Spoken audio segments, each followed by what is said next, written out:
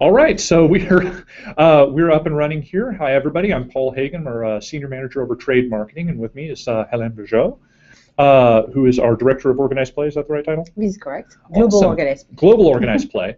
And today we're going to be talking about all of these Premier Play changes that just got announced about a week and a half ago now. Mm-hmm. I know it's generated a lot of interest, a lot of questions from our retailers. So not only are we going to be taking questions live, we also have a number of questions that have already come in through our retail support team. So hearing what our retailers are asking, want to start by saying, like, let's just give everybody an overview of the new PTQ structure. What does it mean? What's changed? What's going on with this? Yeah, sure. So it's very exciting times for us. All of you, I'm sure, have experienced increasing attendance at all levels of events for Magic. Mm-hmm. Magic is bigger than it has ever been, which is very, very good news for everybody. However, it has been creating the situation where some of the events have been like a little bit too well attended, specifically at the level of Pro Tour qualifiers, because just like that's the opportunity for players to get access to the Pro Tour Dream. And so a couple of years ago, when we started identifying that as a challenge, good problem to have, but still, we decided to add a Pro Tour, and that's what just happened last weekend, because we had a fourth Pro Tour to support also our core set. And actually, what we have experienced is the situation where it didn't slow down attendance at every single individual event. It was exactly the opposite. We have seen record attendance at Pro Tour qualifier level, to the extent where we had a number of events that were just like mentioned about Canada and the UK, where the Pro Tour qualifier were over 400 players. So 400 players all converging on one spot, yes. Which means that, okay, now we've got a situation where, how long does a 400-person event run at a PTQ? Well, you have a good chance to finish your tournament around 2 o'clock, 3 o'clock in the morning, so we have started at 10. So it's a very long day for everybody, and for the organizers and for the players. And at the end of the day, you have only one slot. So just like, it's, and we have seen organizers doing a fabulous job with these large events, but it's not the type of experience that we want to deliver. Mm-hmm. So it encourages us to just like to look back at the structure and figure out the best possible way to rethink that Premier Play structure as a way to make sure that players could get involved and that it would also benefit to our stores, because we know that today's success is the outcome of the whole Wizards Play Network system. The fact that stores have the opportunity to run events on a regular basis in their store. So that was our thought process. Okay. And where we landed after months of discussing with the cross-functional team, listening a lot to the feedback from organizers, judges, and players, we came up with the new system, which has been described in a couple of articles, where actually we have a two-tier system. And this system offers lots of local opportunities for players to get involved, leading up to a small number of regional events, but very good value for the players, and then leading up to the Pro Tour. So this way, we have way more opportunities for stores to be involved, because the first layer of just like that structure, which is called the preliminary PTQ, every single advanced store on the planet can run one preliminary PTQ per season, so 4 times a year. Okay, so I get if I'm a retailer and I'm at least advanced level, I get to run a preliminary PTQ once per season throughout the year. So I've got 4 per year that I yes. Okay, so beforehand we had a system where each season had what, about 200 yes. globally? So this is correct. So in the current system, I'm jumping ahead. Sorry. No, but not at all. In the current system, because it's still the system which is in place, we have a maximum of just like 200 Pro Tour qualifiers globally, and a number of stores who are eligible to run these events, which is like keep on increasing. So what it means for a lot of stores is that they become eligible, but it might take sometimes up to 2 years to get access to a Pro Tour qualifier. And because we have this increasing number of stores everywhere, that's also one of the the impact of the consequences of Magic being so much better than it used to be. Good problem to have. Good problem to have, but again, something that we had to address. So a lot of stores were coming to us and say, okay, I've been waiting 2 years to run my Pro Tour qualifier, and they do a good job. And because we are trying to rotate the events as much as possible between the eligible stores, they might have to wait, 8 months, 1 year, 2 years to run their second Pro Tour qualifier. So if I'm looking what the change means for stores, that when I was maybe able to run one Pro Tour qualifier every other year, something like that, one when I don't have a lot of other stores in my area, now I will have the ability to run 4 of these events per year. So huge, increase, opportunity for stores. The additional cool thing that we are doing at the level of the preliminary Pro Tour qualifiers is also as a reaction to the comments that we heard, is that we offer some options as far as the format is concerned. So at my store, I can choose in between modern, sealed, and just like standard. So it gives me different ways of thinking. So if I've got a big modern community, then I can run a modern preliminary PTQ. Or if I've got a group that's really big on standard, then great. Let's make sure that I'm catering to my players. Okay. And also, just like if there are a couple of stores in the same area who are interested in running preliminary Pro Tour qualifiers, it's an excellent opportunity for the stores to team up and then to decide how they just like to offer these different type of formats. So we should, if you're saying our retailers, definitely we should. We want them to coordinate up so that way we can make sure that the players in that community have as many chances to qualify for the Pro Tour as possible. Well, and it's also an opportunity for every store to be like as successful as possible. Outstanding. Yeah, no reason to compete against each other if you don't have to for those same players. Okay, awesome. So when does all this start kicking in? So this new system is going to start for the Pro Tour, which is going to be held during the summer of next year. This is going, and so the sanctioning for the preliminary PTQs is going to open up in October, during the month of October. Okay. And we are going to pause for a second so that players can look at all the events available to them, and the first events will kick off in November. Okay, so stores can get it on their calendars in October, get ready. Players can start playing in these events starting in November, and that will ultimately start their road to the Pro Tour that lands next summer. Yes, because in the meantime, at the end of the preliminary PTQ season, there will be the pause again so that players can organize their travel, and then there will be the regional Pro Tour qualifiers that will deliver the invites, the Pro Tour invites and the blue envelope to the players who managed to make it. Okay, so We've talked about the preliminary PTQs and the regional systems. So so that's when scheduling opens. Now, in order to run a preliminary PTQ, what sort of requirements do I have? I know that I have to be an advanced store. Is there anything else that I need to be prepped with?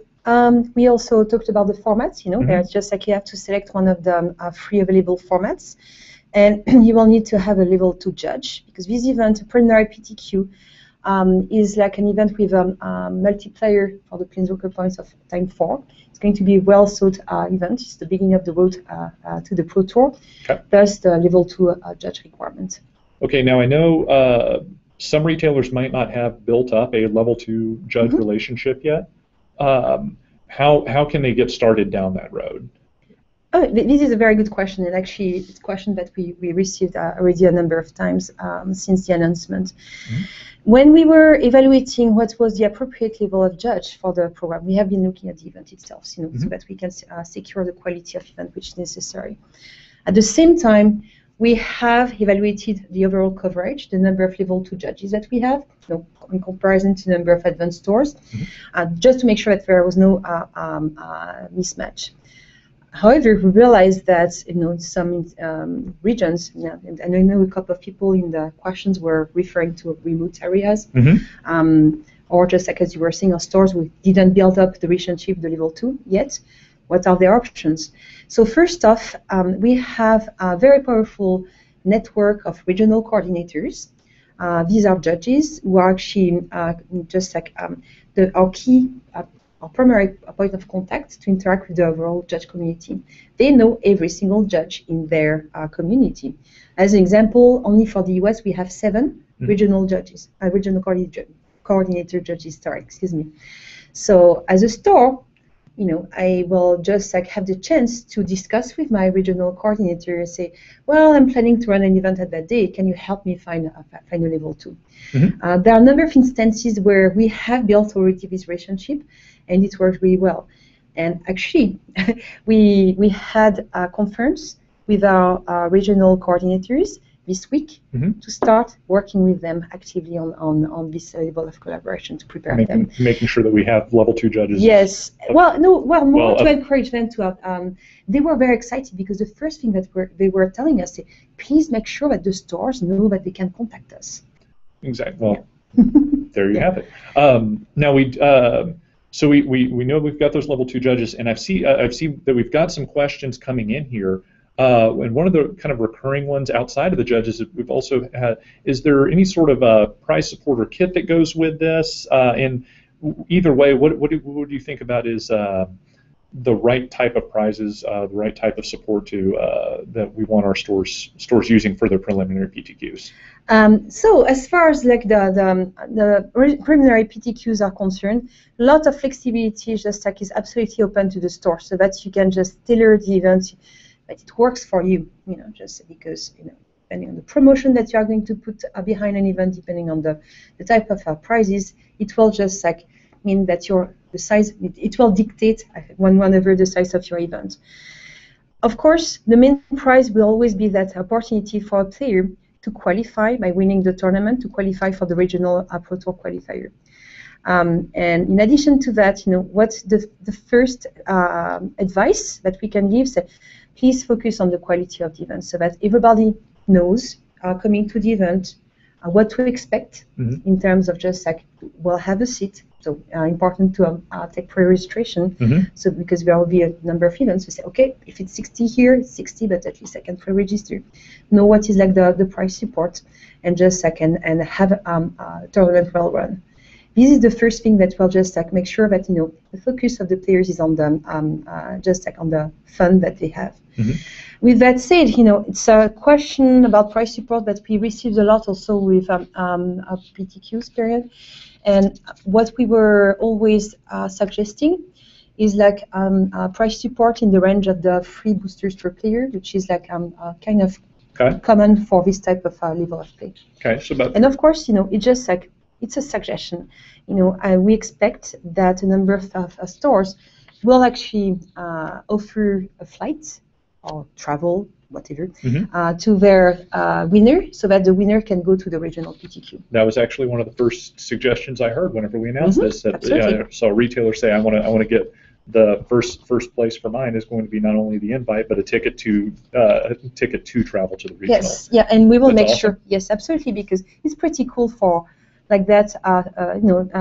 The store to have the ability to just create that collaboration and that association with the player, because it becomes a player that we kind of sponsor. You see more and more the players just like sporting the colors of our local stores, and that's one of the things that we are really trying to accomplish with this new structure, just like making sure that that connection between stores and the level of Premier Play is even stronger. Oh, that's awesome. So now with this new structure, and I know this is a little bit of a tricky question because it is new, what should stores be looking to plan for attendance? So I know before we saw stores in Canada who hit like 400 people. So we don't want to have that happen, because that's just too many. Well, if you want to, you can, but it's yes, yeah. So I guess how many should they plan for, or do we have an idea?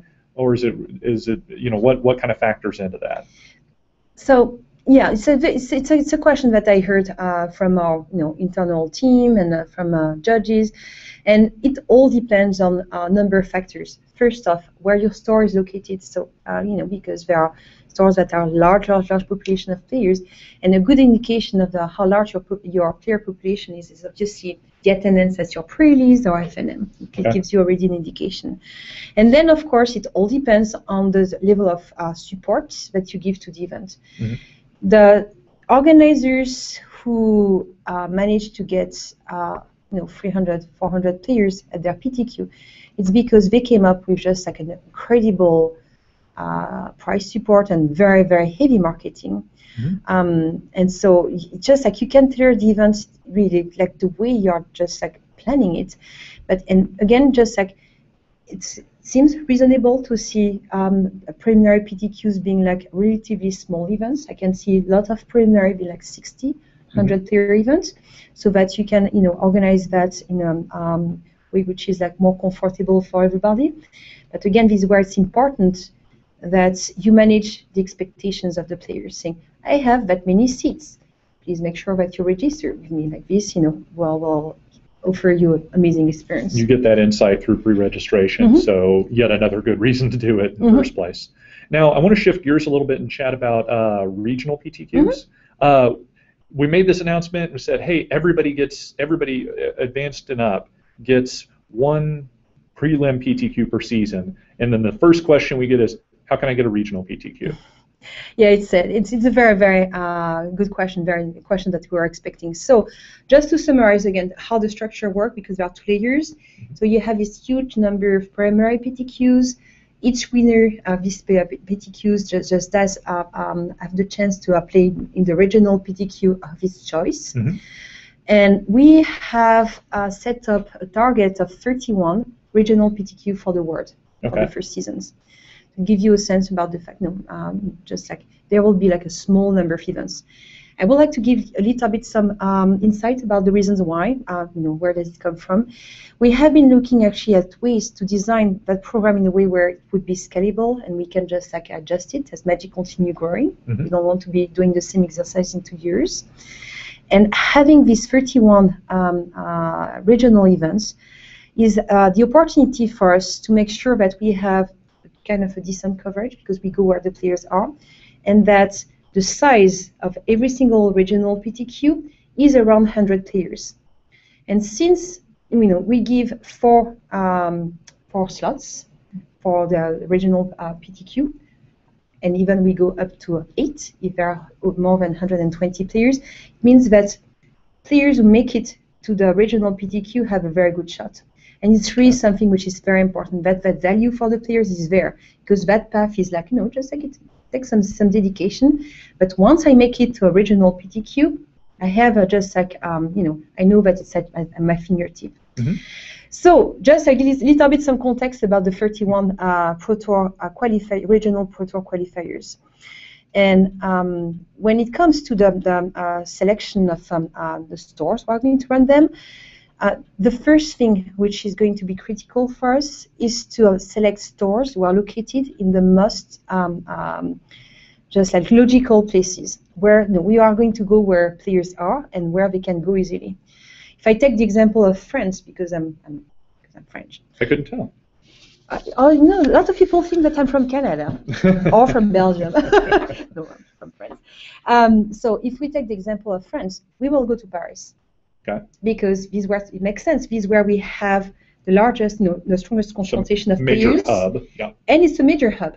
So that's what's going to dictate our just like the selection in the first place.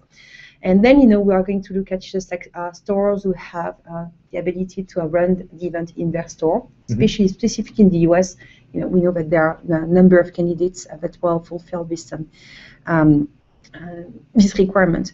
So that's primarily what I can say, but think about the program being like mainly for stores the opportunity to be involved at the preliminary PTQ level. Yes. Do you remember that very interesting question? Yeah, I was about to say. Now we did have a couple of questions that came in here, and I do want to encourage anybody watching to continue to submit those. We're on a little bit of a delay, so we don't respond immediately. It's not because we hate anybody. Now we have one from Rodrigo. Says, do you give any additional support to stores that organize PPTQs more accurately, support to the player to win the event and help regarding the judge of the event?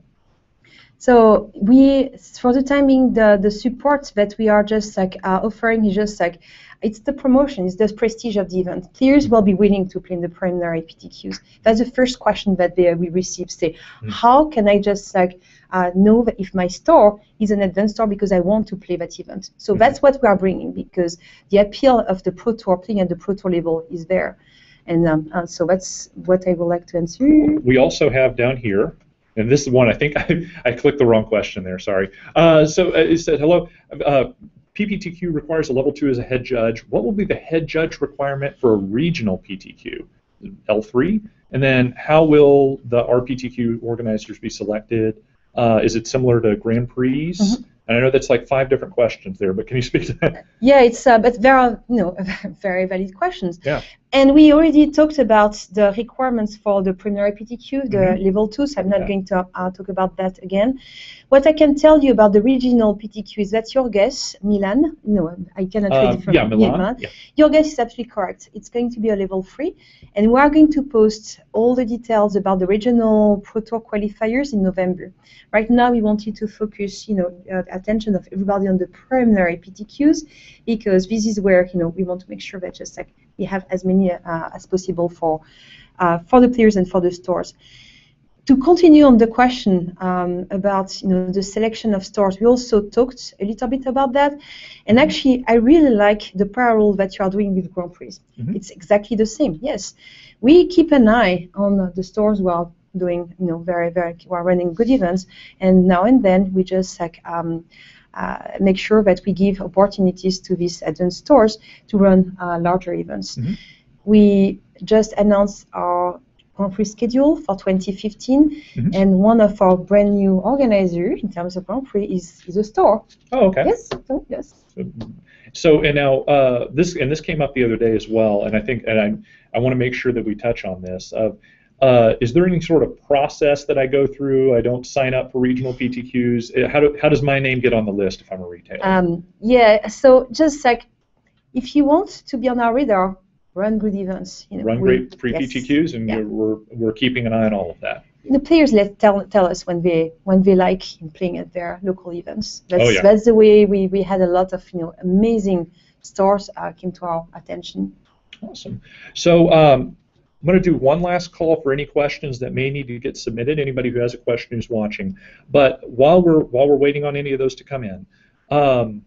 If you could give everybody who's watching today or anybody who watches after the fact one thing to do to prepare for preliminary PTQs, what would that be?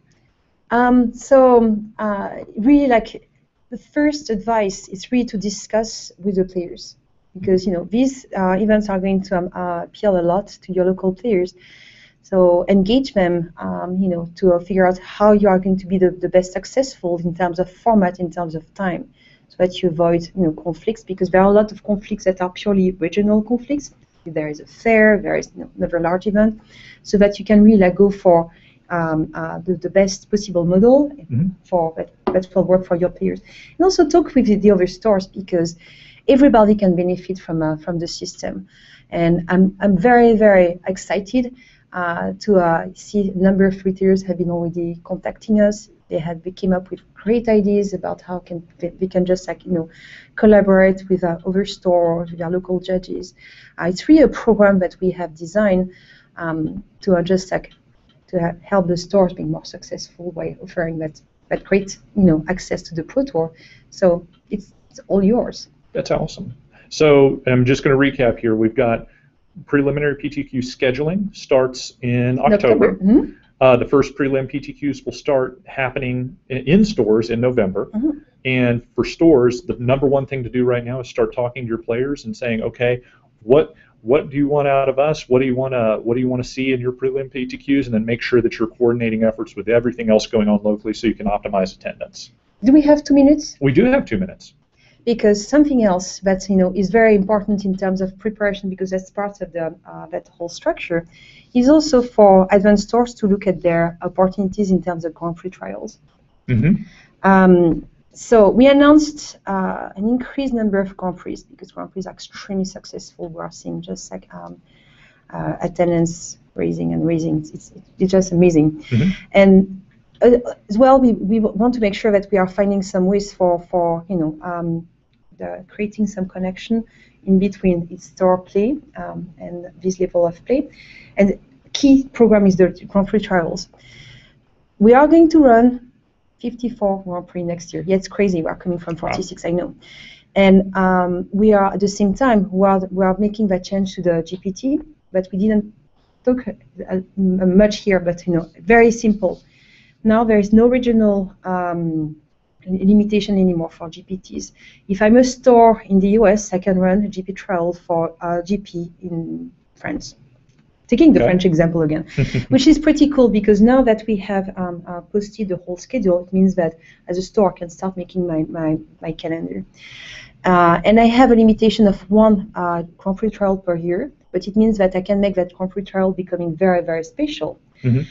So it's a great opportunity to take that program at the next level, which can be part of that next step that you were asking me about, specifically because with this revised Grand Prix trial system, it's also an opportunity for a number of stores to get their level 1, because GPTs require only level 1, gradually to the level of level 2. Oh, okay. Well, that's outstanding. So I think that I didn't see any. I did see one additional question come in. Is there going to be any minimum prize payout requirements for preliminary PTQs or regional PTQs? Regional PTQs, we are going just like to standardize the price support everywhere. So that's just like we can deliver the exact same experience, because it's not only about the price support, it's also about the format, it's about all the details about the regional PTQ. Preliminary PTQs, by essence, they are meant to be more flexible, depending on your just like, so that you can tailor the event at your as you wish. And as we were discussing before, we don't have requirements, we have suggestions. And it's always a good idea for you, if you are thinking about, if you have something in mind, that you discuss with your WPN team. We will be happy just like to say, hey, that sounds, So if you need a hand, just call into the support team and we'll take care of you. Yep. All right, guys. Well, I think that about covers it for today. So appreciate everybody joining us. And as you have questions, keep contacting us, and we'll make sure that we'll keep answering them as best we can. Thanks. Bye.